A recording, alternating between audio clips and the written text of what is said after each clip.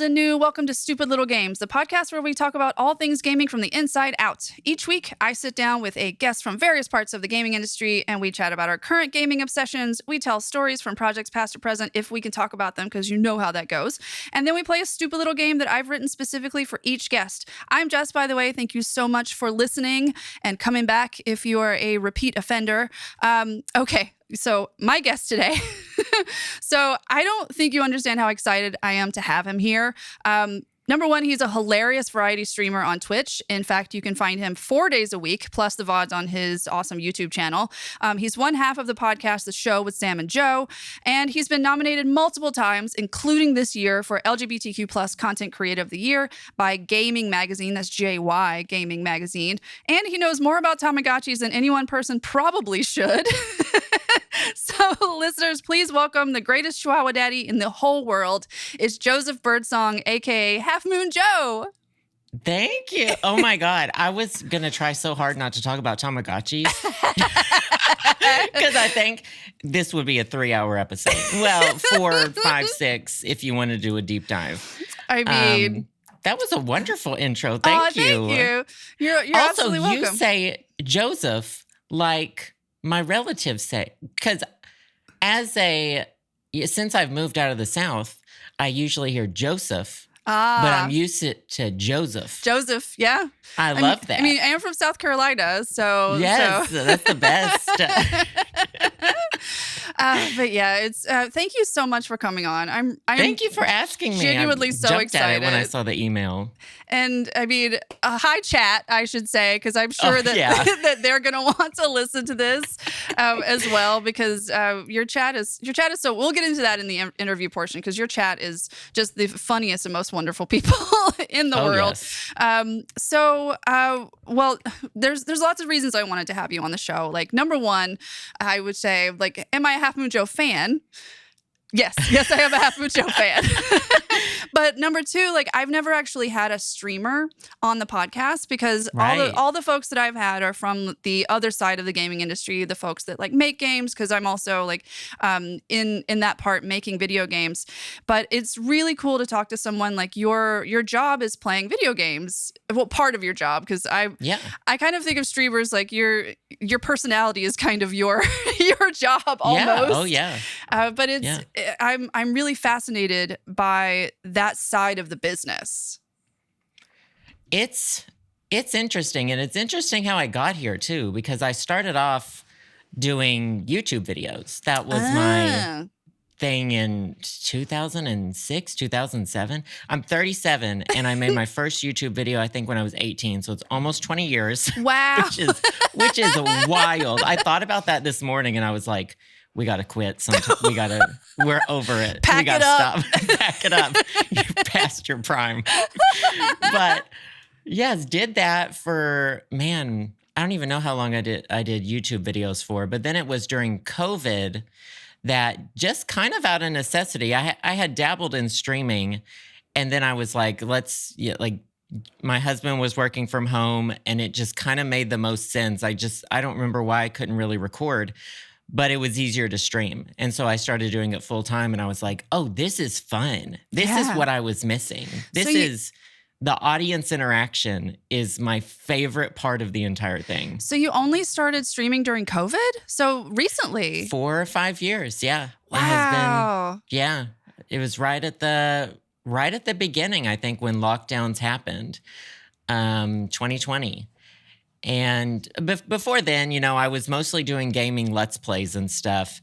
And I would occasionally stream if I had like a night where I was free or something and just felt like it. But yeah, then I really turned it into 4 days a week. The 5th day I edit and handle emails and stuff. And yeah, it's great. I feel like it fits me perfectly. I love it. The way I found you was because of your YouTube videos first. And because Baird and I watched a channel called Brutal Moose. And he twitches. I mean, he twitches. he twitches. I mean, he might twitch. I don't know. But he streams on Twitch. But we found him through his VODs on YouTube. And he did a bunch of like funny like trying different food videos, but he also put his streams, and he streamed like Nancy Drew, and he streamed a bunch of the older like retro games. And so we were really enjoying him, and we were looking up, we actually Googled like more streamers like Brutal Moose, and yours was one of the ones that came up because you were also doing Nancy Drew at the time. Oh, yeah. So I think this was still doing yeah. Literally yesterday. I mean, 5 years of Nancy Drew at this point, you know? Oh, and it keeps getting better every single time you play. Well, it's the best, too, because I think most people's experience with Nancy Drew, like, we could do an entire episode on the subculture of the Nancy Drew community on the internet. Like, they are one of the most wonderful communities. But a lot of them have been playing the Nancy Drew game since, they were children. Well, like, there's really young. There's 30 of them or something like total. There's a lot of Nancy Drew games. I have no idea. There's so many. They started in I've played them all 92. except one, the one that got taken down. The one we don't talk about. We don't talk about that one. It's okay. We don't talk about that one. I feel like more of them should be taken down than that, but that's fine. Yeah, like I didn't know that community existed. And I think a lot of people in that community played the games and then they had to wait like a year or two for the next one. So they had time to sit with each game. Whereas I think I played every single game over the course of 2 years, like nonstop every single week. And so they all blended together in my brain. And so now whenever I play, I'm replaying them on the, Senior Detective, and and I've forgotten who the culprits are. Good. So it's wonderful because it's like playing them for the first time. It is great.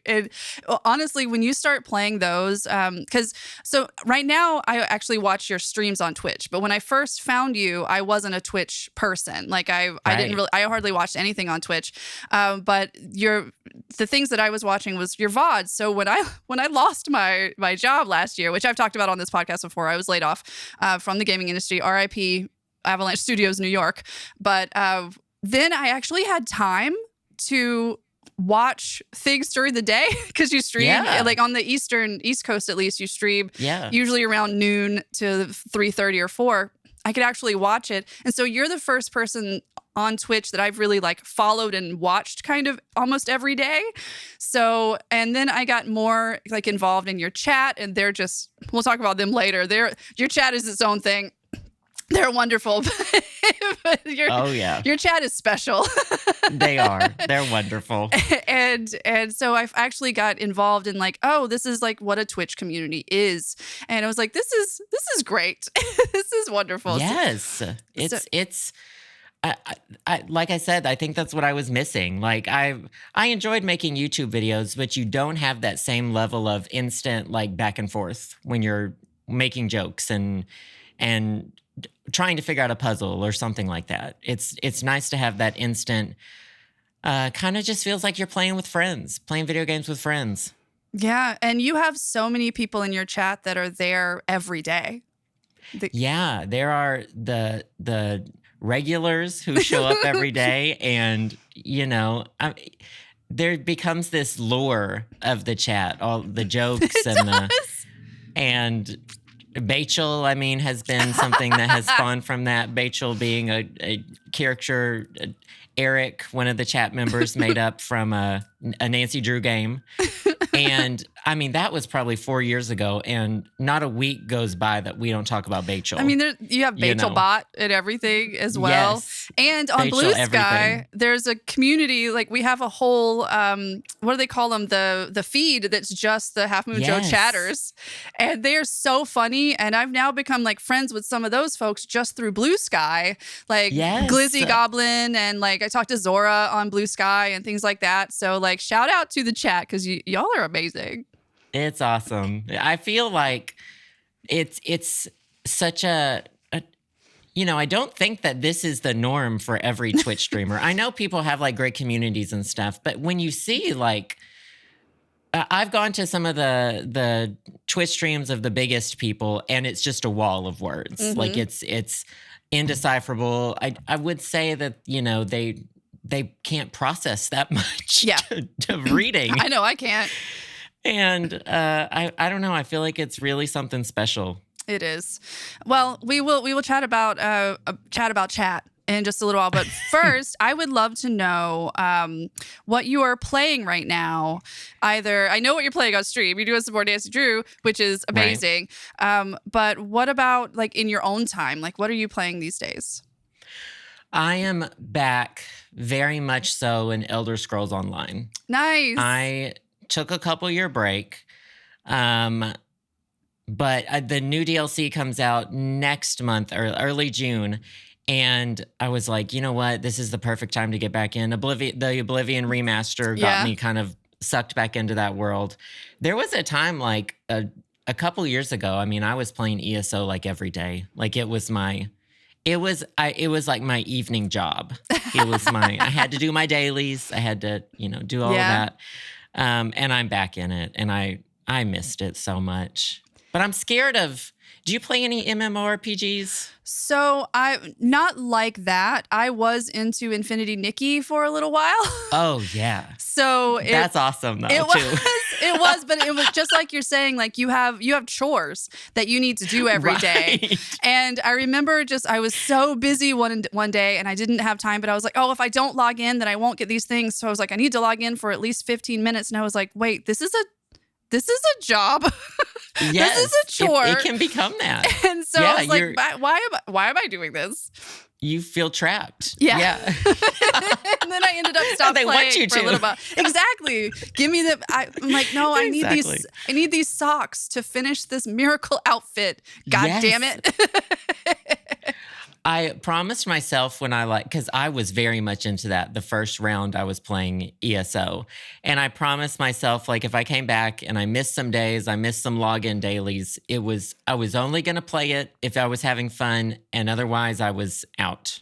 But it's hard when so ESO's you don't have to have the subscription to play, of course, but that's nice. It helps greatly with what you can do in the game. And then you feel guilty for not playing because you're paying for this, and you're like, it's like paying for cable and not watching TV, and you start feeling that guilt. But I've told myself not to do that. I'm trying. Do you find leaving it for a period of time and then coming back that you kind of get to relive what you liked about it all over again? I think so. It's being away from it only 2 years, seeing some of the locations that I visited every day in the game is like nostalgia. You're like, oh, this feels like home. This Tamriel feels like home. But then the thing that scares me about MMORPGs is it can be taken away from you at any moment. Like ESO is 10 years old or something. Yeah. It's like, if these servers ever shut down, then game over. They could decide tomorrow to shut down those servers, and I would never get to visit those places again. So it's, I don't know. I'm afraid of aging MMORPGs. Yeah, I mean, completely valid concern. Yeah, keeps you on the edge of your seat. So I'm trying to enjoy it now while it lasts. If you found out that, okay, this is shutting down in 1 month, are there any things that would you have a list of things that you would try to accomplish in that last month? I would turn on my screen recorder and I would record my entire house, my ESO house.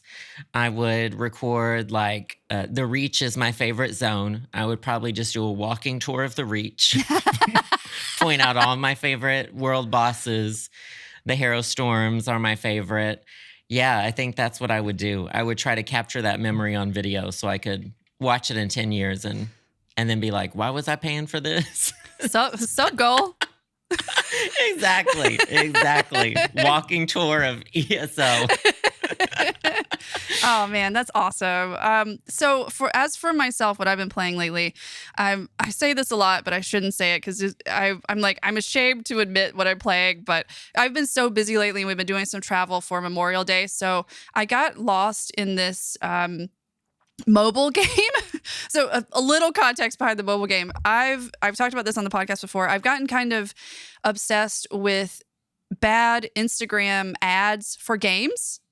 Those terrible. So they're she's cold. She's Yes. Choose between closing the window or getting a bed, and you get the bed, and then everyone dies because it's cold. And, yes. Yeah. So on Instagram, I get these ads for just these terrible looking games, these like weird Tetris puzzlers, and so I knew that the games didn't look like this because no games actually look like this. So a couple of weeks ago, I just started downloading them. As many as I could download. And I have a spreadsheet of ones that I downloaded and like how predatory they are. I have a scale from 1 to 10 of how predatory. Wild. I have like a scale of 1 to 10 to how close they are to the actual what do you call it? The ad that I originally saw. Yeah. Like how much of a scam it is, because I just started getting fascinated. But then the more of these stupid games that I would download, then I would just get more and more ads. So I did finally find one that I downloaded last week that it's a good game, and it's not a scam ad. It's not super predatory, and the game is exactly what it actually purports to be. And it's called... That's new. It's one of the only ones that I have actually seen that I'm like, oh, this is actually a cute little game. It's called Star Brew Cafe. Okay. And it's really well written, and it's one of those like merging games, right? Which makes my brain go kind of purr when you like merging everything. Oh, yeah. So I like that, and it's really funny. It's really gay, and it's like cute art, and the characters are nice. And so I've actually been playing that the entire weekend, and they still have ways that you can pay them. Like if you run out of energy, you can pay for more energy, but they don't show you ads unless you like want something for free, because there's other places that will show you ads literally every 15 seconds. And so I've literally been playing that, and I'm like on level... Oh, I don't know the levels. There's like different missions, but you play a witch who your aunt has this mystery, and you have to revitalize this cafe, but you find out that you're a witch, and so you're helping all of these people. Like apparently your witchy powers is like revitalizing the community or something like that. I don't know. That sounds awesome. It's actually really cute, and the mission that I just finished was helping this vampire lady who wanted to be super spooky, but she's actually kind of a cinnamon roll. And then her quote unquote best friend who wanted to become a vampire too, because she thought that she would love her more if she was. My mission was making them realize that they loved each other without her having to become a vampire. Like it's very cute. So that's a lesbian relationship like in this game. So if anybody out there wants a mobile game that isn't predatory, that is cute art, it's like a cozy little matching game, Star Brew Cafe is actually really good. It sounds kind of like it reminds me of maybe like, well, I don't know what the artwork looks like. Kind of like Fields of Mystria or kind of, yeah. Have you heard of Witchbrook? That game that's...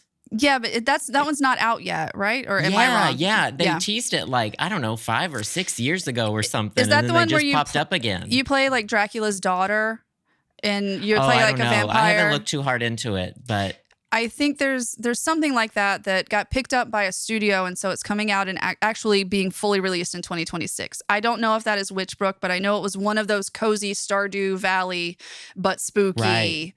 I'm not going to say that clones. Sounds like Monster High almost. Yeah, very much so. Very much so. So it's very cute. And I always say that I'm a bit ashamed to say I've been falling into a mobile game, but I'm really not. It's fine. It's fine.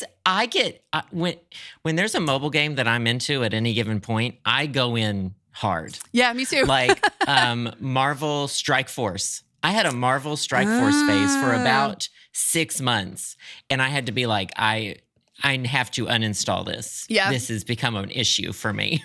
I was that way with this stupid game called All In Whole. That was the actual name that one of sounds it. gay. That one sounds as gay, even gayer than the other one. In that one, you play a hole and you kind of go around and everything falls into it. Is it that there was a game, a Donut County? Donut County, yes. Oh my God, I loved that one. So basically, think about Donut County, but with no story. It's like it's literally just the different levels. We don't even need the story anymore. No story. It's just a whole bunch of things, and you have to have them fall into the hole. And there's things about satisfying games like that really just babysit my brain when I'm trying to sit there and disassociate. Oh yeah, it's my favorite thing to do. Like I tell myself, I don't want to scroll on TikTok. I don't want to scroll on Instagram. I want to. That's my option. Is a brainless mobile game. Yeah, and I love them. But I had to erase that game. Mm-hmm. I had to delete it because I was like fiending for it almost. And I had gotten, this is so embarrassing to say, in like a week and a half, I got to like 1,200 levels. Now, how did you spend money? I did. No shame. So, I had like a Marvel Strike Force budget.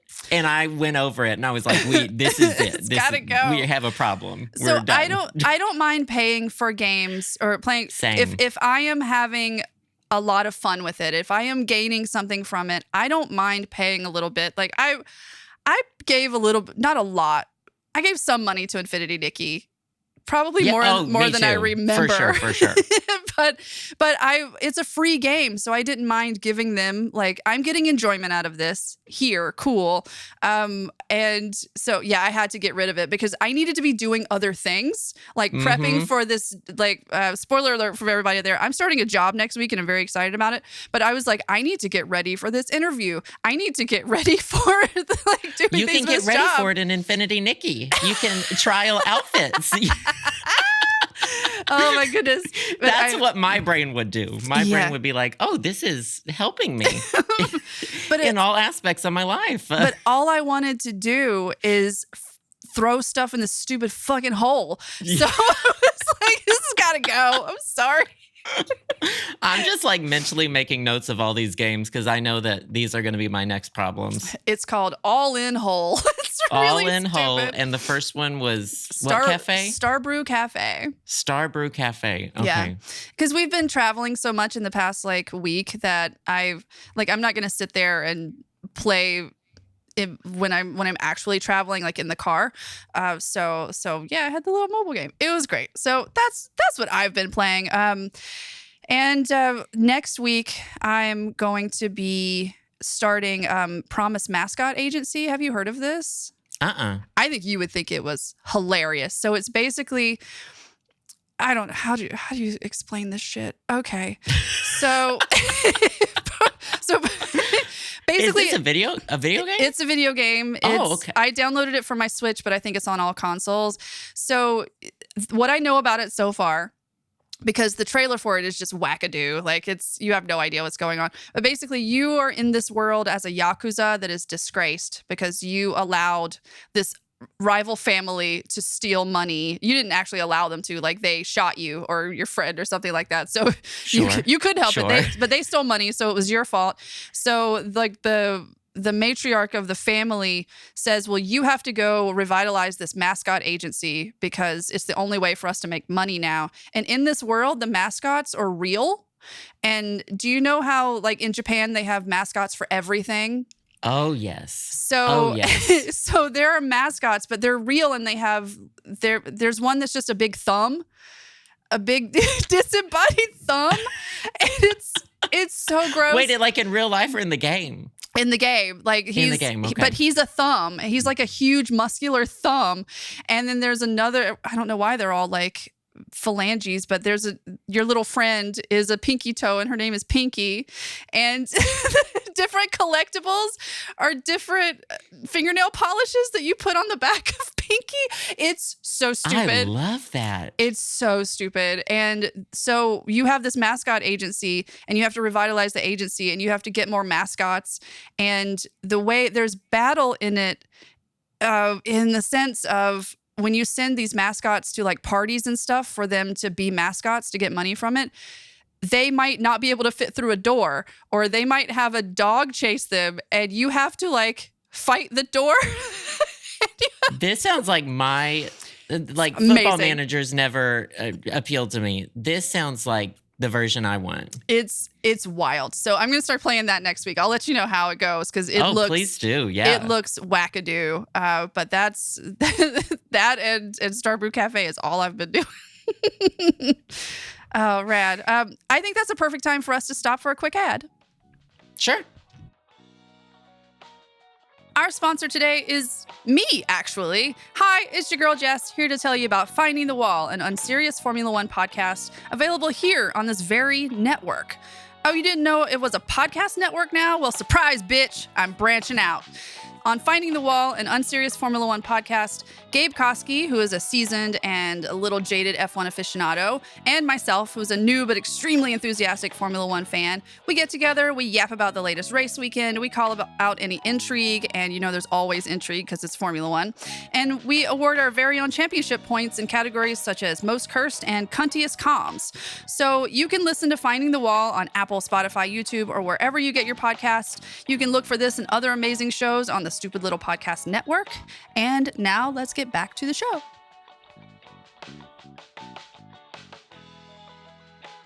And we are back. Thanks so much to Finding the Wall and myself for sponsoring this podcast. We were talking a little bit about Formula One before we started recording. It is wild. It is. I only see the drama, so I've never seen the races. I see the drama.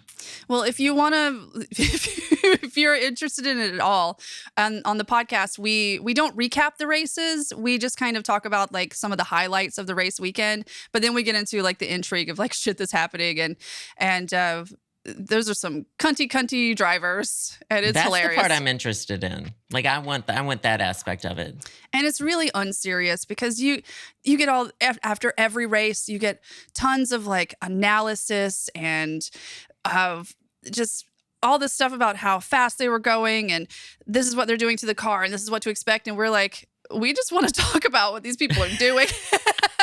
You know, because that's way too serious. Like, let's get together and shoot the shit about it. So Justin's cool. Into baseball, which doesn't have great drama. Like we need to get into ice hockey or something that's a little bit more dramatic. The only time I've ever been to baseball games, it was for like work outings, and I never stayed long enough. Like I got a hot dog and maybe like some nachos in the helmet, you know, in the hat. That's the only reason. They have funnel cakes at our stadium, and that's the only reason. Yeah, they have Pride Night, which is fun. I think we get a free jersey this year. That's it. Do you just go up and you're like, hello, I'm gay? I think we don't even technically get the jersey because Justin pre-bought his tickets and he was like, oh, our tickets don't include the jersey. And I was like, but we're like the gay ones. Why don't we get the jersey? So like, why don't we even get the jersy this year? I just go. It's like, give me the fucking jersey. Hello, gay. Exactly. Interviewing you is interesting because being a streamer, like I already know a lot about you, I feel like, because there's that like parasocial disproportion within like streamers and the people that watch the streams. Right. So how do you kind of deal with that? Because, I mean, even just from doing this podcast, there are people that I have talked to that are like, oh, and I know this about you, and how is your cat, and all of this. And I'm like, how do you know this? Like, oh, yeah, I talked about it on the podcast. So it's interesting because I pretty much talk for like 4 hours nonstop, like 4 days a week. And I really don't retain like, it's so bad. I retain like nothing of what I said in my brain. It's probably better that way. Actually. It is. It's definitely some sort of coping mechanism. Definitely. Disassociation by design. So people will be like, oh, and you know, this, and this. And I'm like, how did you know? Who told you? Who told you this about me? But I mostly keep, I tell you, I mean, you've probably heard me tell the same stories about 10 times each. So I've got the good ones that I pull out every once in a while when they're necessary. Yeah, I don't think about it too much. I tend to assume people know nothing about me, even if I know they've been watching for a while. I'll be like, oh, by the way, I have a dog named Piggy. And they're like, yeah, I see him every day of the week. I'm like, okay, that's so cool.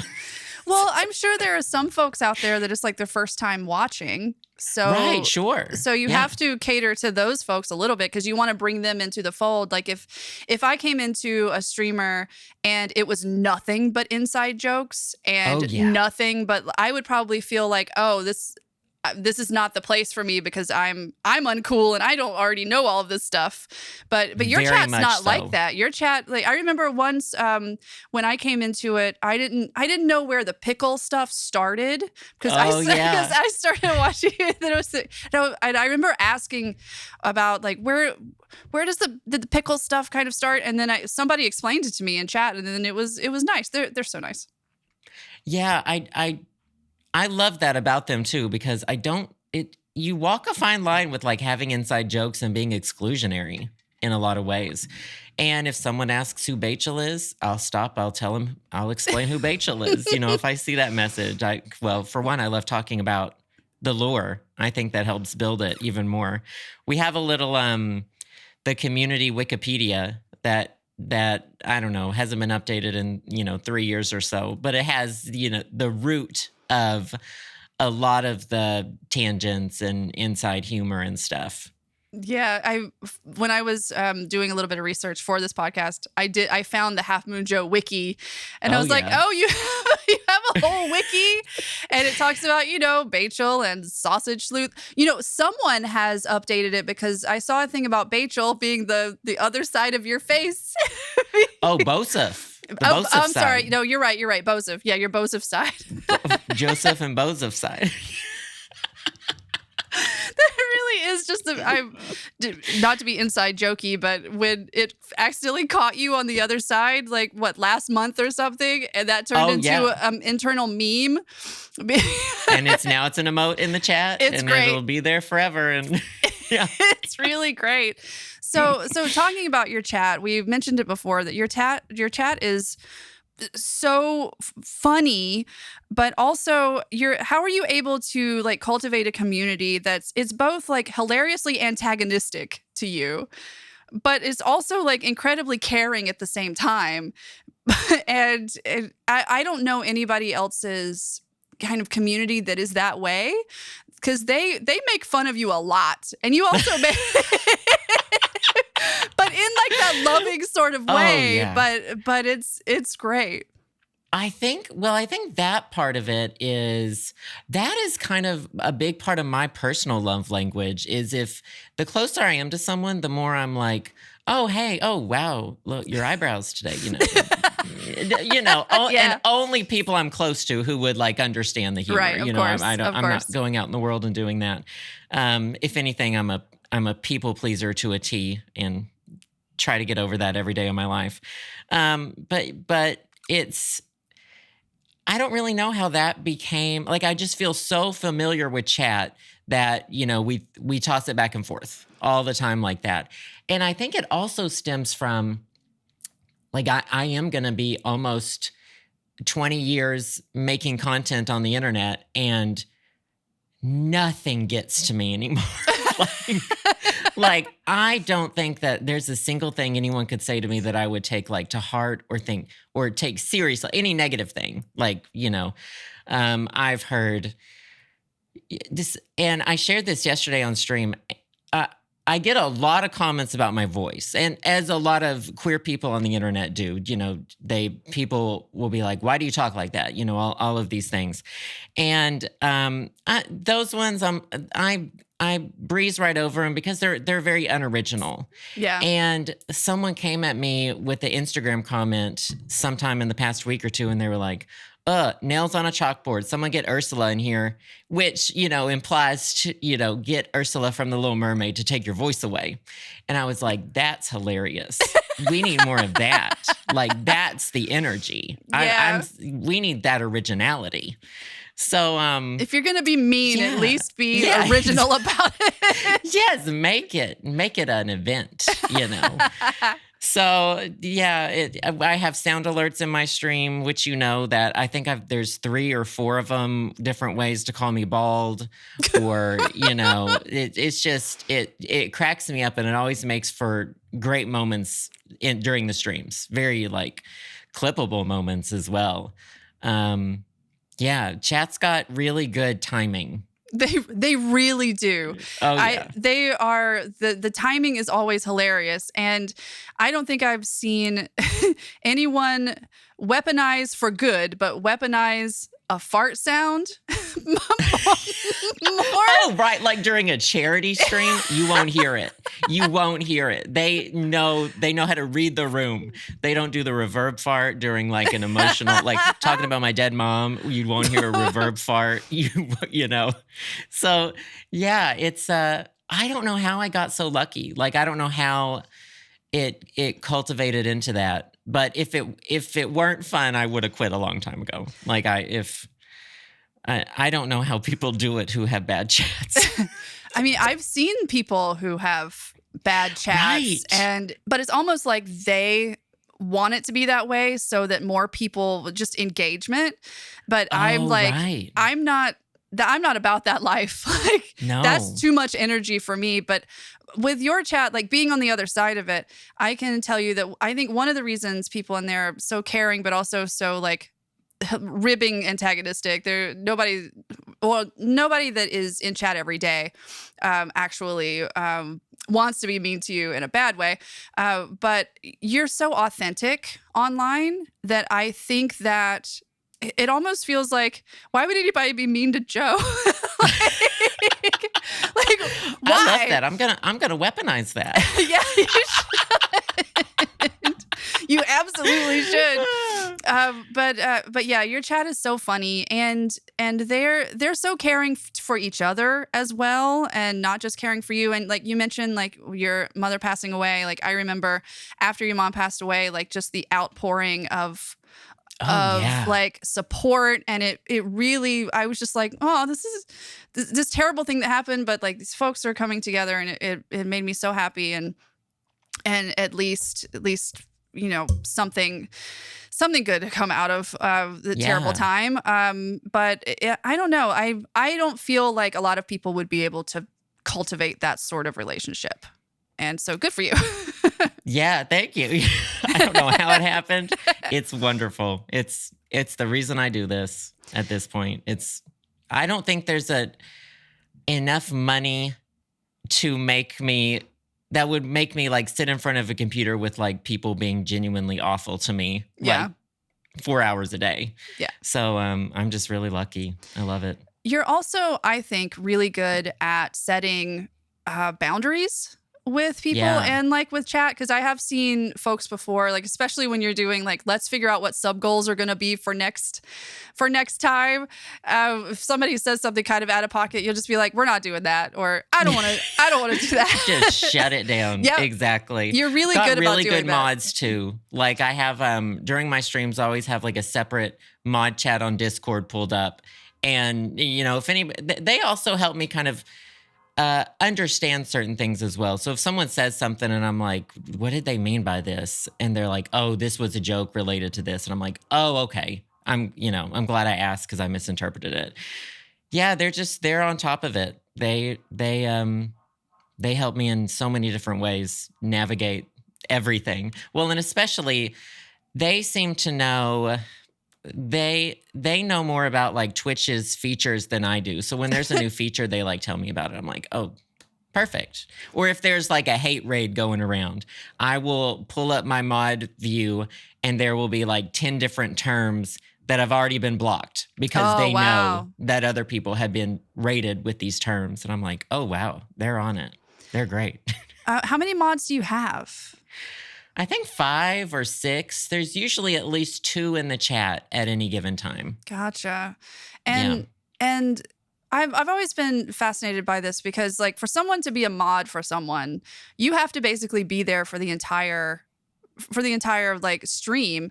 And so how do you find someone that has, I mean, it's a lot of time, number one, and to do that. And mods are mostly a like volunteer sort of thing, right? Oh, so Yeah, whenever I've needed a new one, I think the last time I did, I had like a Google form that was like, if you would like to be a mod, let me know.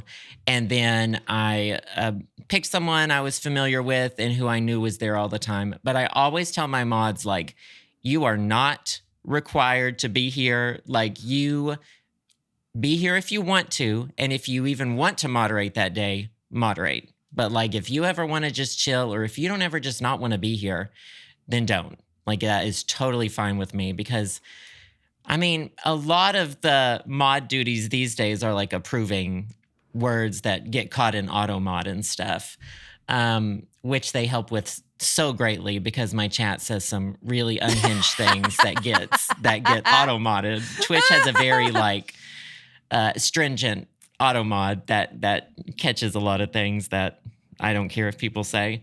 So that's a big part of it. But yeah, I don't ever want, like, they are volunteering. It's people who are there in general, or normally, and I don't want them to ever feel like, I can find a way to keep the fort down if they can't. Like, it's fine.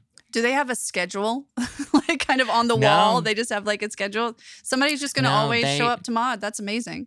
They usually let me know in the mod chat if they can't be there that day, or if they're gonna be a few hours late or something, and I'm like, no problem, that's fine. Thank you for letting me know. Have fun. Oh wow, that's really cool. I have kind of always wondered about like how mods work in the streamer community, and it's probably like lucky to have like good mods too, because I'm sure some of them have just been like, I don't care what happens, I don't care. Yeah, I've heard horror stories about, like other people's mods and stuff, and I've never had any of those experiences myself, so I'm very happy. And also good for your mods, because I think that as many streams of yours that I have watched, I feel like there's only been one or two, and I've been subscribed to your channel for I think almost 2 years now. There's only been 1 or 2 days that someone started saying something really out of pocket. Oh, and so not only do you just not see that, it's like only once or twice, and then it was shut down. That shit was shut down quick. Oh, yeah. Yeah, I have I think I've only ever had to use it once, but sometimes that they'll have the stream up and not necessarily be watching the chat 20, that's way too hard to do, read everything. But if they hear me say like code lemon, that means something's up in the chat, and it might need to be taken care of. Or I'll be like, oh, I need to take a bathroom break, and I'll close my camera for a second, and then we'll talk and be like, what is going on here? That makes sense. So, and we're none the wiser in chat, because we're just like, la la la, reverb fart. Chat will be playing the reverb parts. They'll say he's never coming back. He fell in. And then as soon as you come back, it's like, you're muted. You're muted. You're muted. Yeah, exactly. So you stream 4 days a week. Does streaming these games like diminish your enjoyment of them at all, or is it kind of just a different experience? It's definitely a different experience. There are games that I love that I won't stream, because they're more of a personal experience and they just don't do as well on streaming. Like Stardew Valley, I've streamed it a few times, but that's probably my favorite game of all time. Yeah, like I want to live there Yeah. forever. and it is fun to stream it. When I've streamed it before, it's been kind of a chaotic situation, because I'll enable crowd control, which allows the chat to either like spawn monsters in my game, or change my character's hair color, stuff like that.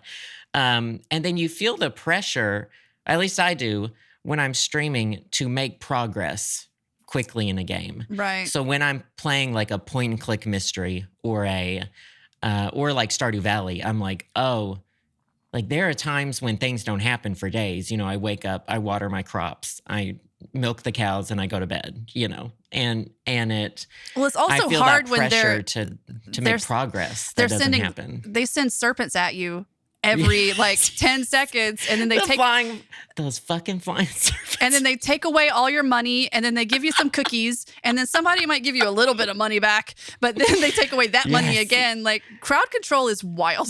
Crowd control is wild. You're always in for a good time, but you have to also be prepared for that time.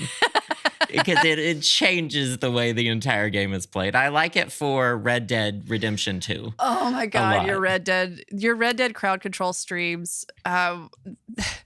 When they spawn in those fucking like the gangs, and it's just old maiden type of gangs. And the carriages. And there's flying carriages, horses dropping from the sky.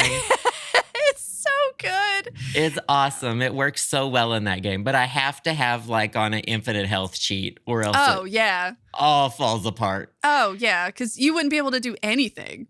Yeah, you can barely move. And I'm hoping that those streams are lucrative for you, because you do have to pay in order to use the crowd control. And so And they're so entertaining that I'm like, I hope he's making bank every time. Every time an old maiden type of mob is spawned. And I remember when like this carriage was like spawned inside this bank when you were trying to get through this mission.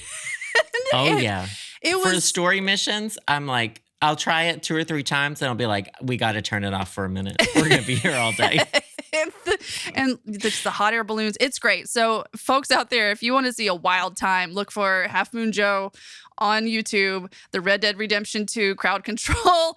They're the best. They're the best time. They are awesome. So do you have, being a streamer, and I do know some other folks that are streamers, but they don't stream like as much as you do. What is your like biggest hateful equipment?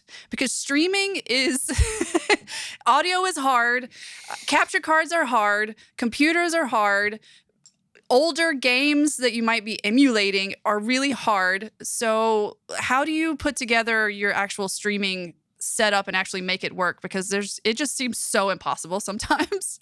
Oh yeah, a technical difficulty can just like absolutely ruin my day. It's like so a lot of the game, a lot of the games I play, I'll play some extreme retro games from the early 90s, and getting those to run sometimes. Like I have a list of different ways to attempt to make them run, ranging from like the programs that force windowed mode to like virtual machines.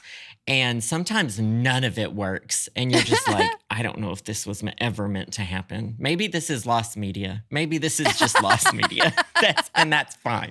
I'll just get so mad at it. And then just at any point, there's about 10 different things any given day that can malfunction. I'm sure you know. There's, microphone can, for a while there, my microphone settings were being deleted every day. And so I finally got smart about it and like screenshot all of the settings I have. But yeah, I would say getting some of the old games to run. And I am very particular about my setup too. Like I have a 3-monitor setup. Things need to go on specific monitors while I'm streaming so I can see everything. And if a game doesn't run windowed mode, I don't want to touch it. I don't want to play it. I don't want to look at it. I don't want to have anything to do with it. If a game traps me in it, I can't do it. That is one of the most frustrating things. But luckily, like the more and more I've done it, I have started writing things down like finally 4 or 5 years in to if something goes horribly wrong, if the microphone settings get deleted again, I can pull it back within 20 minutes or so. Nice. I hate when a technical difficulty happens on camera, on stream, because then I'm just like, you're like, if we can't do this today, what are we going to do? What's going to happen? Honestly, though, that from a watcher perspective, that doesn't happen to you all that much. No, I rigorously like practice and pre-record, both like if I have to do a sponsored segment, and I have like multiple buttons that need to be pushed, multiple things that go on the stream at any given time. I've practiced it like 5 or 6 different times. And it still doesn't always go smoothly on stream because I'm also reading chat and stuff like that, and my brain is in 10 different directions. But I try to go on autopilot for certain things. I try to make it, not to sound like too control freaky, but if I can control it, I want to Yeah, control why it not? beforehand so I don't have to do it in front of like 300 people and be, sweating. Yeah, I mean, that makes a lot of sense. I have never done it. When I wasn't working and I was like, maybe I should do some streaming, and I really love doing like stupid tier lists and things like that. And I ended up not doing it, but I just dipped my toe into like, what would it look like if I was setting up things on Twitch? I got overwhelmed immediately. Right. From like Stream Yeah. Elements, and then Stream Elements versus Streamlabs. And some people are just like, don't use Stream Elements. And some people are like, don't use Streamlabs. Oh, yeah. And it's just a Oh, whole yeah. emotes, and then you need your alerts, and you need to, what is your overlay going to look like? I got very overwhelmed very quickly. At this point in my life, I think if all of my settings and all of my graphics and all of my lists were deleted, I would like move out of the country. I would start a new life. I would never look back. I would say, well, it is what it is. We're out of here, I guess. Too much trouble to do it all. It's like at this point, the stream it just keeps building on itself. So it's a culmination of like 5 years of graphics and equipment set up and getting everything just so that if it all went wrong now, I'd be like, well, I'm going to go get my vet tech license. That's my cue. Walk I'm into done. the sea. I would just walk into the sea. That would be me. Exactly. In 2025, it'd probably be a good thing to do. But you have a great, well, I won't say great because it's like your schedule, but you have a schedule that you keep to where it's Monday and Tuesday you stream, and then you have Wednesday to do businessy stuff. Right. And then you stream on Thursday and Friday. How long did it take you to get to the point where like, this is what I need to do in order to sustain business, but also mental health and all of that type of stuff? Because there are people that stream like 8 hours a day, 6 days a week. And I'm like, what is your life? Yeah, and I feel like you see them having breakdowns in real time, like every single day, and you're like, I think that like I would rather have a long career, a longevity situation than like fizzle out so fast. Like Wednesday's the day where I answer emails, I review contracts, I set up anything that I know is coming up in the future, prepare for sponsorships, meet with people. And because I know that at the end of a streaming day, I'm going to have to edit that day's stream. I'm going to have to potentially make a few short form videos of it. That's going to take time. And I'm exhausted after that. There's nothing else that can happen after that. Like I'm worn out from talking for 4 hours. Yeah. And I hate. I don't ever want to make it seem like I like complain about the job either, because I have like the best 4 hours of my life are those hours that I'm live. The rest of it is not always fun. The back end of everything.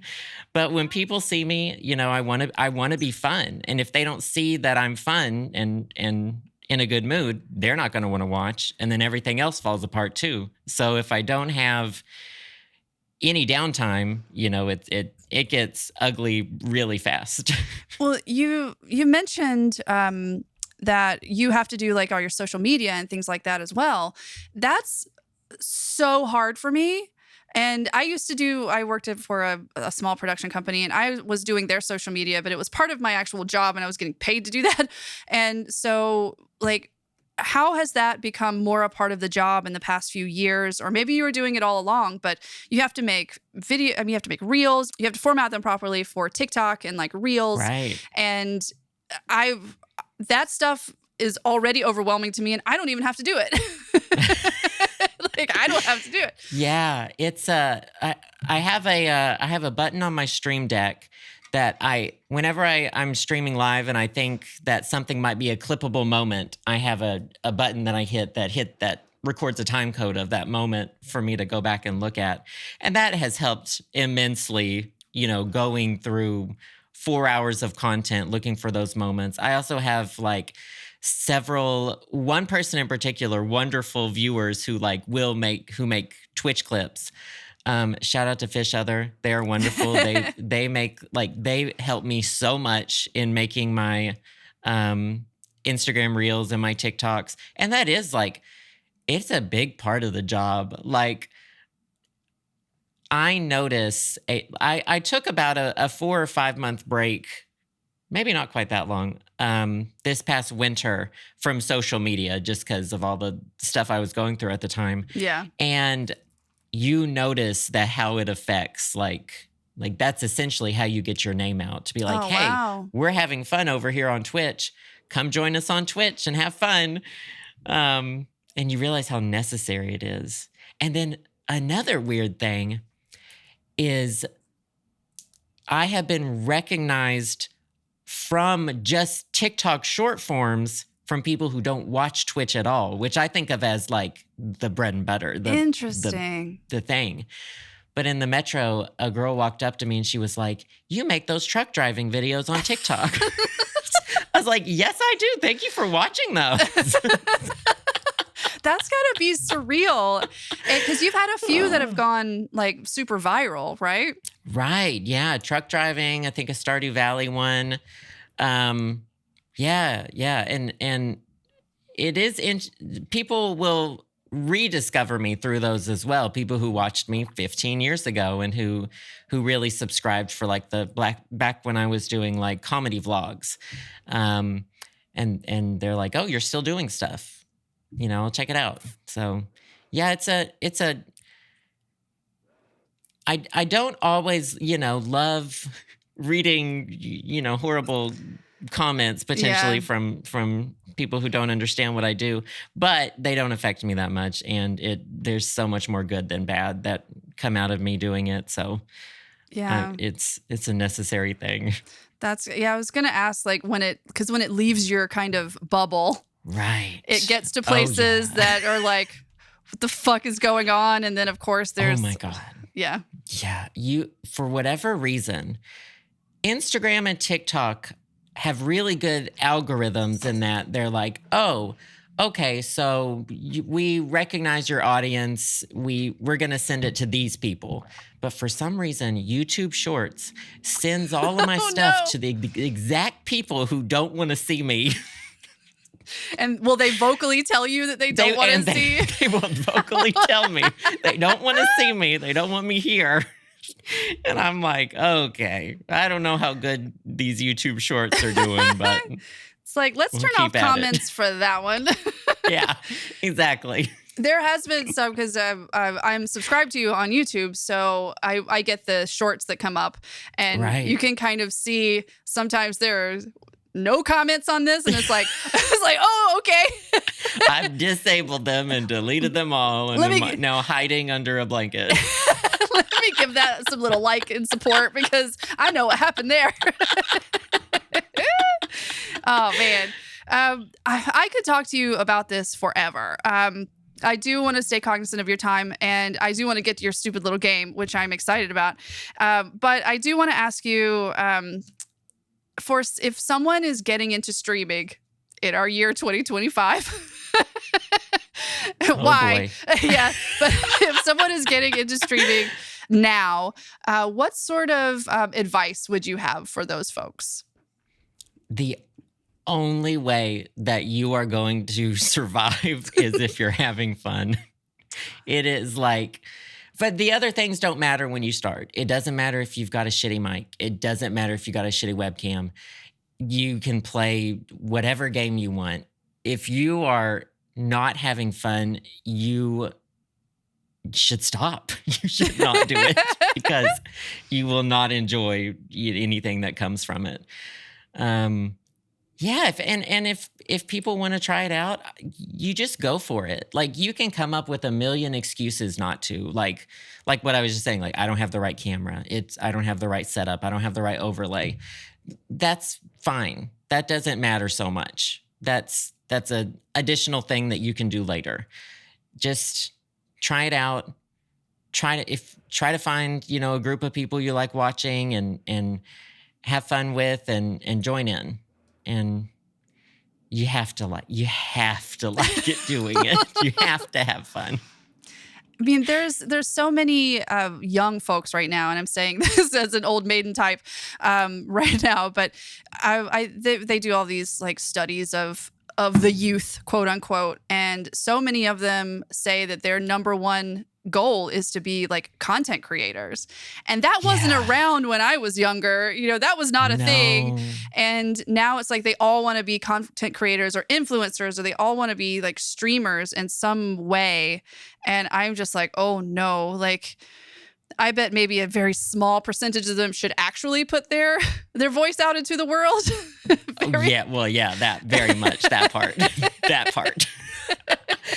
And then there's the whole like, I make content for people like 20 plus, essentially. Like most of the games I play are mature rated. And it's, I think I made my first YouTube video when I was 18. And so I was, an adult technically. But even then, that looking back, it feels too young for what I was experiencing at the time. Wow. I don't think I really like understood maybe necessarily what I was doing or saying until I was like 25, on the internet. You go through all of these, phases where you're like, oh, everything I say needs to be on the internet. And it's just not the truth. It's never been the truth. Yeah. And you go, you have this, a lot of, younger people have this edginess and that's fine. But you will say a whole bunch of things that you had wish you had not said. And internet is forever too. It's definitely a discussion about like what age, people should start streaming or creating content or stuff. They also, I don't think, realize how much work it is. Like it's a lot of work. And I'm not a streamer. I've just been doing this podcast and then starting kind of the other podcast.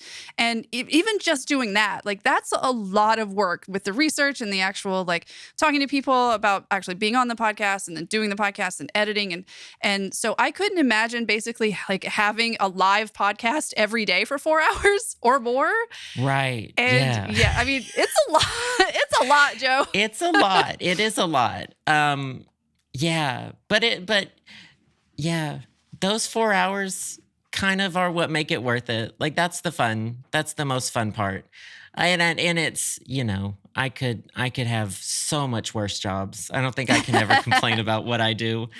But I still think it's valid when I get, over it. Yeah, of course. We have those days. Of course. I think that's a great place to leave it and perhaps get to your stupid little game that I've made for you. I'm kind of excited about it too. I hope that you like it. So at the top of the show, I mentioned to everyone that you are a Tamagotchi enjoyer. Understatement of the century. So even before we get to the game, like what is it about Tamagotchis that really like hooked you? And you're like, because you have something like 200 or something of them. You got 200. I mean, I could pull up the spreadsheet. If you need me to pull up the spreadsheet, 230 something. I think is last count. There's a few that I haven't put on the spreadsheet. One just arrived in the mail yesterday, of course. No, I don't know. So I probably got my first Tamagotchi in '98. I was probably 9 or 10, and that was when the originals were out. The P1 and the P2. I remember those. Yeah. And I had the P2 yellow shell with the blue characters on it. And I would go on the internet. I would look up like, there were certain things you had to do to get certain characters. And it was all really a mystery because the internet was very young. And, we had GeoCities websites and homestead websites with, just tons of horrible GIFs on them. And it was like this really interesting community that you could just spend hours and hours researching, going to people's Tamagotchi websites, trying to get certain characters. And I just remember it being like a really great, fun time in my life. And when the pandemic started, I think they were just releasing the Tamagotchi Smart. They still do like new releases. And I was like, oh, I'm going to get back into this. And yeah, the community is great. The community's thriving as well. They're coming out with a new Tamagotchi next month called the Tamagotchi Paradise. You don't want to. You can cut me off at any fucking moment. No, I think it's fascinating because I love subcultures. I absolutely love subcultures. It's fascinating to me, and Tamagotchi is not something that I ever really got into. I remember them, and when it came out, I was in high school, and I remember that they banned them at my school. Yes. Because people were dealing with their Tamagotchis when they should have been in class. So they just straight up banned them. I bet they were like, I mean, it was South Carolina. What is this witchcraft? You know, like, oh, yeah. Yeah. They absolutely just said no.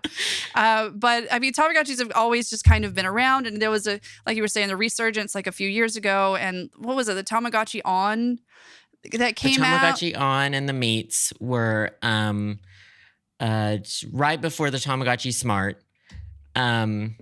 Yeah, they were like there had been several color screen Tamas before then, but like the latest ones have been very technological. The last one had the Tamagotchi Uni had Wi-Fi, DLC that you buy and download. Like, it's wild. I never knew that you had to do different things to hatch different Tamas. I thought you just got whatever you got. And so I always said this is an educational podcast. Like, I'm learning things about Tamagotchis, but also your favorite Tamagotchi is Hachi's Ouchie.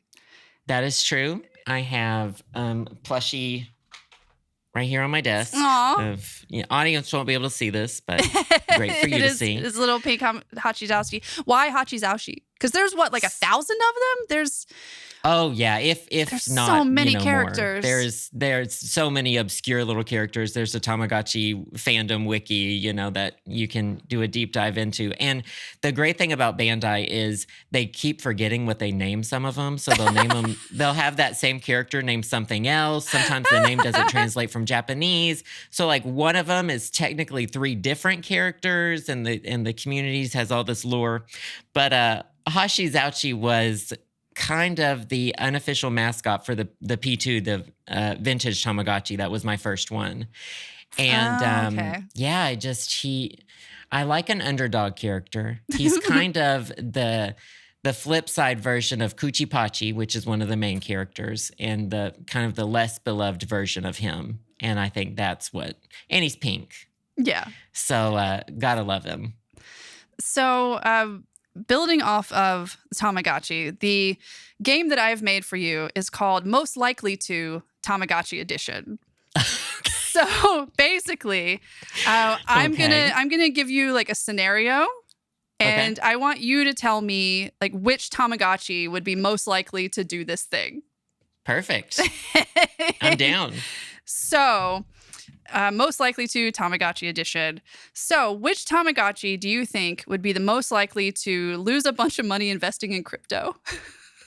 Okay, so I'm gonna go with and also sometimes you never hear the names said out loud, so I mispronounce pretty much all of their names. They all end in chi as well, of course. So I would say Seberichi, which is this like yellow dragon, and there somehow became some kind of meme amongst me and some friends that Seberichi is like very conservative. Oh.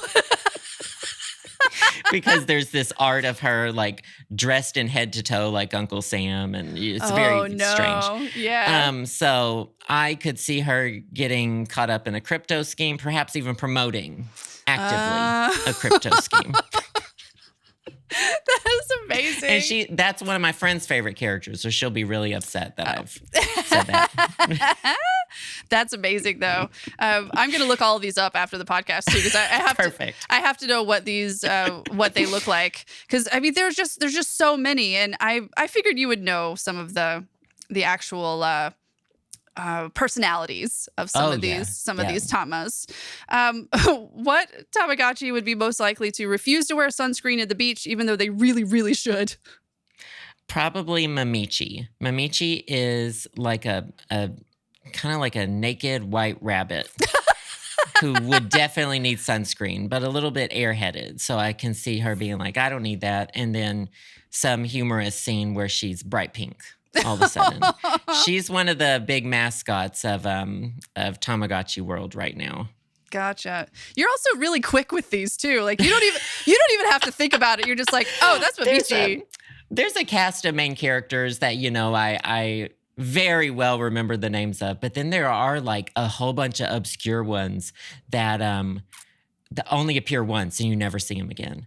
Like there's when they came out with the vintage ones on the Japanese packaging, when you took your Tamagotchi out of the package, there were these like demon Tamagotchis behind it. And they had like their own names and their own lore. And now you never hear from them again. They said those didn't exist. They said we didn't do that. Disappeared. Isn't there one Tamagotchi named Bill? There is Bill, who was he was a secret character on the original Tamagotchi, I believe, and he was based off of Bill Clinton. Oh. So the Japanese version had like some other had their own special characters, and he was our special character of the time.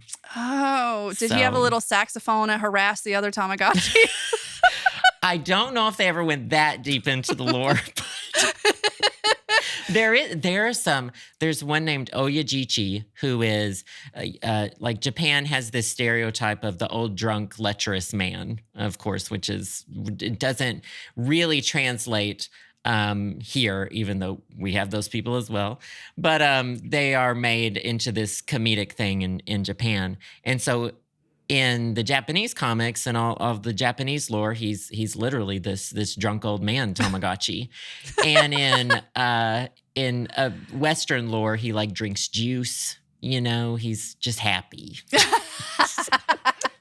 I wonder what goes on in, like, imagine the meeting where they're having to come up with the Tamagotchis for the new things, like now when there's already 1,000 and they're like, this is a pencil Tamagotchi and this is lip gloss Tamagotchi, this is like a thumbtack Tamagotchi. Like, do they just start throwing darts at things in the room and it's like, oh, this is going to be a Tamagotchi now? That's how I feel like Pokemon as well. But even from the beginning with Pokemon, there's always been weird Pokemon. Yeah, they just they really seem to just do it sometimes. It's really fascinating to me. I love it. So, okay, the next one, which Tamagotchi is most likely to invent a new dance that goes viral on TikTok, but then Katy Perry started doing it, so now everybody thinks it's cringe.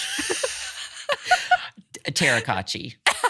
Definitely. Tamagotchi is known to be like, well, I've got a Tamagotchi plush on my desk too. Oh. So all legs, no arms, just legs on this one. Known for just like being lazy, but also having fun. And, but I mean, any dance that I think Katy Perry does, she's going to ruin. Yeah. So that's just my one little Katy Perry shade of the whole episode. I mean, we can shade Katy Perry all day. Fuck Katy Perry. Sorry for any of the Katy cats out there, but she's still working with Dr. Luke, so I'm not really going to apologize about it. Okay, so which Tamagotchi is most likely to, have gotten a little work done? Like got the Drag Race All-Stars treatment. Coochie Pachi, who is the green character behind me that you see. The lips. The lips. I can see Coochie Pachi getting obsessed with lip injections and getting lip blindness to that. Oh yeah. Would they also have like a little BBL happening? I could definitely see that as well. Tamagotchi has the franchise as a whole has this obsession with butts and poop. Yeah. They just had a blind box poop Tamagotchi figurines. That's their humor. Well, there's always you always see like the golden poop. The golden poop. And it's like good luck. And like there's... Oh, right. Lucky Uchi-kun, I think, is a secret character on the Tamagotchi Angel that people did not know how to get until just this past year. Even that device came out in like 1998, 1999. Oh, wow. And someone was finally able to dump the ROM and translate it and see the exact conditions to get this character that's been a mystery for, 20 something years. What is the craziest sort of regimen that you've had to go through to get a certain Tamagotchi that you wanted? Probably that one. Like that one. You actually got it? I did actually get it. It's a multi-generational one. You have to there's a secret way of doing it that's a little easier, but let's see, I think I did it on one of the newer devices, and I think so it was kind of more straightforward on mine. But you have to, no one ever suspected that that things in one generation could affect the next generation on the vintage. They didn't think the technology was there. But deep in that programming, you've got to get this certain character 2 or 3 times, and then they'll turn into a lucky poop character with a face that sparkles. Generational little shit. Generational little shit. See, I love Tamagotchi more and more the more I talk to you, because I knew that it was huge, right? Like, and also just from watching you for a while, like I know that like there's lore, there's hundreds of like actual Tamagotchis you can get, and then there's the shells that you put on top of those and all that stuff. But I didn't realize just how wackadoo some of it is. Meant affectionately, meaning that like no, it's valid. I love some whimsy. Give me some whimsy. And Tamagotchi is nothing if not whimsy. Very whimsical. Yeah, but they go for it. You played the Tamagotchi game on stream. Yes, there's an Apple Arcade exclusive one right now, and there's a new one coming out. I believe at the end of June. It's going to be on both the Switch and the Switch 2. And they just released their own Roblox game, which I tested out this morning, which is not great, but it's there. It exists. I'm happy to see them represented. It is one of the games of all time. It is a game that's there. Well, good. More Tamagotchis in the world can't be anything but a positive. Exactly. And they're not going to hit everything out of the park, but it means maybe the next one will be better. True. That's very true. Tamagotchi fans are like frothing at the mouth for like any content. I bet.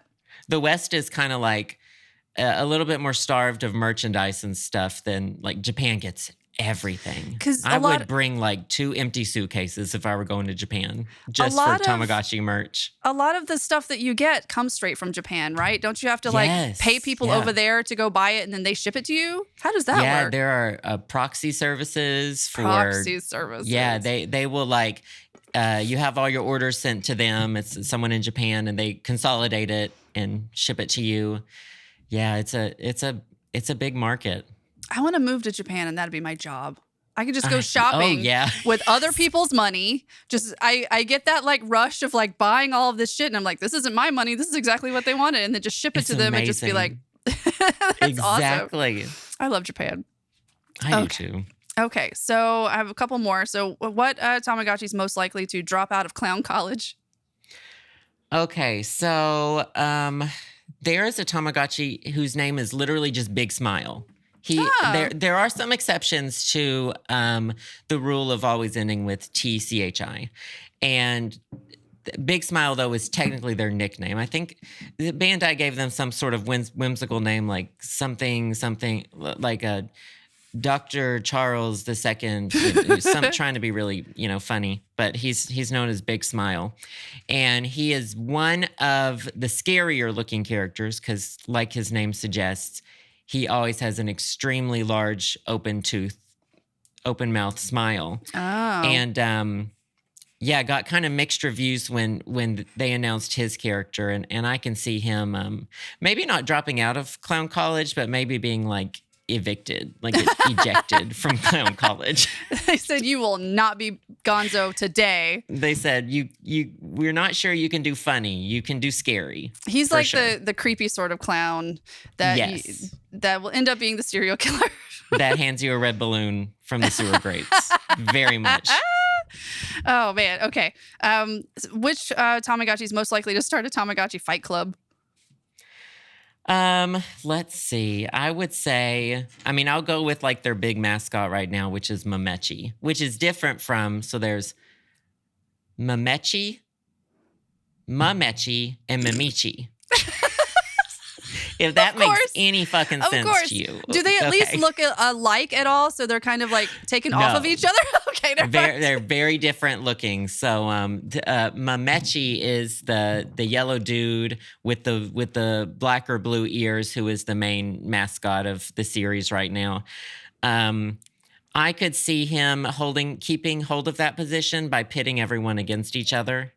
Nice. Because I don't think that he should be the mascot. So Little I think he's got to have some kind of dirty trick to stay at the top. little Machiavellian Yes. Mamichi. Mamichi? Which one is he? He's Mamechi. Mamechi. M-A-M-E. And then there's a M-E-M-E and a M-I-M-I. I think I know the one you're talking about, though, because I have seen that one, like, as kind of the face. And last but not least, which Tamagotchi is most likely to beat Nancy Drew, Ghost of Thornton Hall on Senior Detective? Ooh, let's see. I'm going to say Pochichi. Pochichi is one of the vintage characters who's a doggy. And I just think he's intelligent, and I love dogs. I think he'd be great at solving crimes because of the sniffing. Nice. Okay. Yes. Cool. And I say the Nancy Drew Ghost of Thornton Hall because you are playing that right now. I am. You just doing started my it second yesterday. Let's play of it. Senior Detective. You're Nancy Going Drews. through it. If anyone out there just wants a good time, just sit back and just watch. Watch you get really annoyed at some of these puzzles in Nancy Drew that I remember Baird one time, I forgot which one we were watching, but it was one that you were doing on Senior Detective, which means that you had done it before. I remember because Baird was just like, hasn't he played this before? I know. It's immediately when it's over. It's like those machines that erase cassette tapes. Yep. It's gone. I'm the same way though. Like if I can read books over and over again because I'm just like, I don't remember what the fuck happened. So it's great. It is great. Clean slate. Well, congratulations, Joe. You won the game. Thank you. Yay. Best game ever. Oh, thanks. It was as soon as I found out you were going to be on the podcast, I was just like, oh, we got to do something Tamagotchi related. Oh yeah, something I love it. Tamagotchi. Oh man, I'm feeding your addiction, so yes, I fully support the Tamagotchi enjoyment. But yeah, so that we've come to the end of the podcast. I want to stay cognizant of your time, but I've had a blast. I have too. This is so much fun. Thank you so much. Thank you for coming. So where can our listeners find you if you Sure. want to be found? I'm Halfmoon Joe everywhere. Twitch is my main gig. Twitch.tv/Halfmoon Joe. I'm there Monday, Tuesday, Thursday, Friday, noon to 4-ish Eastern time. And then Halfmoon Joe on TikTok, Instagram, and Blue Sky. Nice. Love Blue Sky. I also love Blue Sky. Blue Sky is great. Like I quit Twitter. I had been trying to cut back because Nazis. Fuck that. Yeah. But that was also where I was getting so much of my like comedy and news from. So right. But it got to be like there was more and more like terrible right wing bullshit, and then the comedy was getting like less and less. And so I actually quit last year. But I was lucky that it kind of coincided with the time Blue Sky started blowing up. Yeah. So, because I was like, am I going to join another social media site? Because there was Hive and Mastodon and just a ton. But then like there's such a wonderful gaming community on Blue Sky, and it's like what people out there listening to this podcast are like, shut up, you talk about Blue Sky too much. But there's such an amazing gaming community that's like Twitter was 10 years ago, when you could actually talk about a game and have somebody engage with you about the game and not just say, why do you like this? This is woke bullshit. And the woman didn't look like a supermodel, so it's like DEI, all this shit. But I really like it. So follow us on Blue Sky. And if you become, and if you watch Halfmoon Joe and you join Blue Sky, we actually have a Halfmoon Joe chatters, a whole group that are so great, and I do love them. Is there anything that you would like to promote that might be coming up for you? This will be coming out in like 2 weeks. I don't think so. I'm just doing the same old coming up. Oh, also have a podcast as well. The show with Sam and Joe. You mentioned it earlier. We do that we do one a week normally. Cool. And it's just two friends chatting. We chat about everything. That's awesome. A weekly podcast is a lot of work. Yeah. I started this as a weekly podcast, and it was like, oh, we're moving to 2 weeks, bitch. 'Cause yeah. Oh, yeah. it was a lot. So everyone out there, you can follow me on Blue Sky. Like we just said, I am caketease.bsky.social. That's CAKETEASE. It's not a sexual thing. I used to be a cake decorator. And then I am on... I say that too much. I say that almost every time because someone was like, oh, cake tease, like cock tease. And I was like, nope. I never made that connection. We're not doing that. Like, nope, it's because of cake. But it's kind of like it's because I used to be a cake decorator. And I'm also on Instagram as cake_tease because cake tease was already taken. And I'm no longer on Twitter because fuck them. Thank you so much for listening to Stupid Little Games. Please follow or subscribe on Apple, Spotify, or wherever you get your podcast. These also come out on YouTube. I have a YouTube channel under Jess Pardue, and it's basically just the podcast. So if you subscribe, you'll just get these. And if you liked it, please consider giving us a review. It really helps out a whole lot. You might not think it does, but it actually does. So this podcast is hosted and executive produced by me. I'm Jess Pardue. Logo and theme music are by the amazing Bayard Russell. Mixing and final editing are by Gabe Koski, a man who looks like an NPC from Oblivion before the remaster. So thanks again to Halfmoon Joe for being here. Thank you so much. And we'll see you next Tuesday. Goodbye.